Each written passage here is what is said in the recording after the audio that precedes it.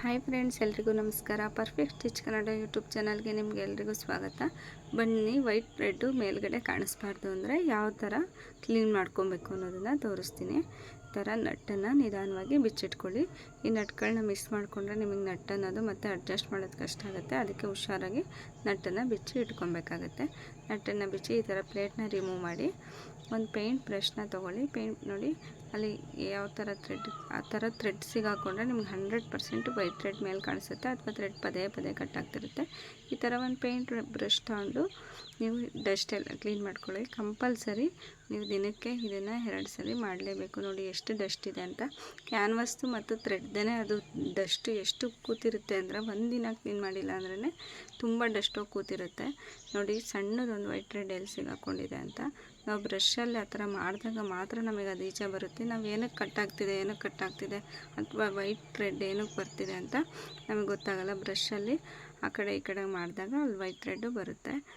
ಅದು ಕೈಗೆ ಸಿಗ್ತಿರಲಿಲ್ಲ, ಅದಕ್ಕೆ ನಾನೇನು ಮಾಡ್ತೀನಿ, ಸ್ಟಿಚ್ ರಿಮೂವರ್ ತೊಗೊಂಡು ಅದನ್ನು ಈಚೆ ತೆಗಿತೀನಿ. ಆವಾಗ ನೋಡಿ ಹಿಂಗೆ ಸಿಗಾಕೊಂಡಿದೆ ಅಂತ. ಆ ಥರ ಥ್ರೆಡ್ ಹೋಗಿ ಸಿಕ್ಕಾಕೊಂಡಿದ್ರೆ ಮಾತ್ರ ನಮಗೆ ಪದೇ ಪದೇ ವೈಟ್ ಥ್ರೆಡ್ಡು ಮೇಲೆ ಕಾಣಿಸ್ತಿರುತ್ತೆ. ಟೆನ್ಷನಲ್ಲಿ ನೀವೇನೇ ಸೆಟ್ಟಿಂಗ್ ಮಾಡಿಕೊಂಡ್ರು ಕೂಡ ಈ ಥರ ಸ್ವಲ್ಪ ದಾರ ಅಥವಾ ಡಸ್ಟ್ ಕೂತಿದ್ರೆ ನಿಮ್ಗೆ ಏನು ಮಾಡಿದ್ರು ಅದು ಥ್ರೆಡ್ಡು ಕಾಣಿಸ್ತಾನೆ ಇರುತ್ತೆ. ಮತ್ತು ಇನ್ನೂ ಏನಾದರೂ ಕ್ಲೀನ್ ಮಾಡಿದ್ಮೇಲೆ ಏನಾದರೂ ಕಾಣಿಸ್ತಿದೆ ಅಂದರೆ ಇದರಲ್ಲಿ ಪ್ಲಸ್ಸು ಮತ್ತು ಮೈನಸ್ ಅಂತ ಕೊಟ್ಟಿರ್ತಾರೆ. ನೀವು ಅದನ್ನು ಟೈಟ್ ಮಾಡ್ಕೊಬೇಕು. ದಾರ ಟೈಟಾಗಿ ಬಂದಾಗ ಮಾತ್ರ, ತುಂಬ ಟೈಟು ಇರಬಾರ್ದು, ತುಂಬ ಲೂಸು ಇರಬಾರ್ದು. ಮೀಡಿಯಮ್ಮಾಗಿ ಬಂದಾಗ ಮಾತ್ರ ಫಿನಿಶಿಂಗ್ ಅನ್ನೋದು ಚೆನ್ನಾಗಿ ಬರುತ್ತೆ. ನೋಡಿ, ಮತ್ತು ನಟ್ಟನ್ನು ಈ ಥರ ಟೈಟ್ ಮಾಡ್ಕೊಳ್ಳಿ. ನಿಮ್ಮ ಹತ್ರ ಏನಾದರೂ ಬ್ರಷ್ ಇಲ್ಲ ಅಂದರೆ ಒಂದು ಕಾಟನ್ ಬಟ್ಟೆ ಅಥವಾ ಬನೀನ್ ಬಟ್ಟೆ ಇರುತ್ತಲ್ಲ, ಅದಕ್ಕೆ ಸ್ವಲ್ಪ ಆಯಿಲ್ ಹಾಕ್ಕೊಂಡು ಕೂಡ ನೀವು ಕ್ಲೀನ್ ಮಾಡ್ಕೊಬೋದು. ಡಸ್ಟೆಲ್ಲ ಆವಾಗ ಆಯಿಲ್ ಹಾಕಿರೋದ್ರಿಂದ ಸ್ಮೂತ್ ಬಟ್ಟೆ ಅಲ್ವಾ, ಅದು ಅದರಲ್ಲಿ ಎಲ್ಲ ಮೆತ್ಕೊಂಡ್ರೆ ನಿಮಗೆ ಮಿಷಿನು ಕ್ಲೀನ್ ಆಗುತ್ತೆ. ಇನ್ನೊಂದು ನೋಡಿ, ಎಲ್ಲಿ ಮತ್ತೆ ನಿಮ್ಮದು ಇದಾಗಿರುತ್ತೆ ಅಂದರೆ, ಬಾಬಿನ್ಗಳಿಗೆ ದಾರ ಸರಿಯಾಗಿ ಸುತ್ತಿಲ್ಲ ಅಂದರೂ ಕೂಡ ವೈಟ್ ಥ್ರೆಡ್ ಕಾಣಿಸುತ್ತೆ. ಹಿಂಗೆ ಕೈಯಲ್ಲಿ ಇದು ಮಾಡಿದಾಗ ಅದು ಟೈಟಾಗಿರಬೇಕು. ಕೈ ಉಗುರು ಹಿಂಗೆ ಒಳಗಡೆ ಹೋಗ್ತಿದೆ ಅಂದರೆ ನೀವು ಟೈಟಾಗಿ ಸುತ್ತಿಲ್ಲ ಅಂತ ಅರ್ಥ. ಬಾಬಿನ ಹಾಕ್ಕೊಂಡು ನೋಡಿ ತೋರಿಸ್ತೀನಿ.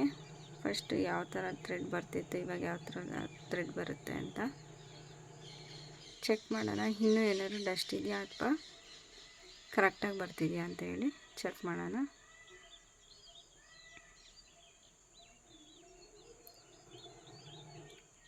ನೋಡಿ, ವೈಟ್ ಥ್ರೆಡ್ ಅನ್ನೋದು ಹಿಂದೆ ಹಿಂಗೆ ಕಾಣಿಸಿದೆ ಅಂತ. ಇವಾಗ ಸ್ವಲ್ಪ ಅವಾಯ್ಡ್ ಆಗಿದೆ.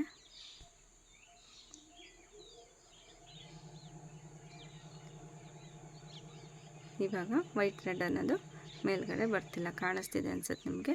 ಇವಾಗ ಏನು ಮಾಡಬೇಕು ಅಂದರೆ, ಡಿಸೈನಲ್ಲಿ ಮತ್ತೆ ವಾಪಸ್ ತೊಗೊಂಬಂದು ಆ ವೈಟ್ ಥ್ರೆಡ್ ಏನು ಕಾಣಿಸಿರುತ್ತೆ ಅದ್ರ ಮೇಲೆ ಮತ್ತೆ ನಾವು ಸ್ಟಿಚ್ನ ಕೊಟ್ಟಾಗ, ಒಂದು ಸಲ ಅಥವಾ ಜಾಸ್ತಿ ವೈಟ್ ಥ್ರೆಡ್ ಬಂದಿದೆ 2 ಸಲ ಸ್ಟಿಚ್ನ ಕೊಟ್ಟಾಗ ನಿಮಗೆ ಅದು ಅವಾಯ್ಡ್ ಆಗುತ್ತೆ, ಕಾಣಿಸಲ್ಲ ಅಷ್ಟು. ನೋಡಿ, ಈ ಥರ ವಾಪಸ್ ಬಂದ್ಬಿಟ್ಟು ಅದ್ರ ಮೇಲೇ ಏನು ಸ್ಟಿಚ್ ಇರುತ್ತೆ ಅಲ್ವ ವೈಟ್ ಥ್ರೆಡ್ ಬಂದಿರೋದು, ಅದ್ರ ಮೇಲೇ ಮತ್ತೆ ನಾವು ಸ್ಟಿಚ್ ಮಾಡಿದ್ರೆ ಸ್ವಲ್ಪ ಕಾಣಿಸೋದು ಅವಾಯ್ಡ್ ಆಗುತ್ತೆ.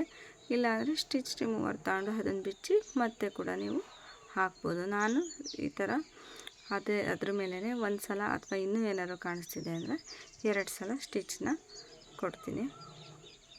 ಈ ವಿಡಿಯೋ ನಿಮಗೇನಾದರೂ ಇಷ್ಟ ಆದರೆ ಲೈಕ್ ಮಾಡಿ. ಇನ್ನೂ ಸಬ್ಸ್ಕ್ರೈಬ್ ಮಾಡ್ಕೊಂಡಿಲ್ಲ ಅಂದರೆ ಸಬ್ಸ್ಕ್ರೈಬ್ ಮಾಡ್ಕೊಂಡು ನೋಡಿ. Thank you.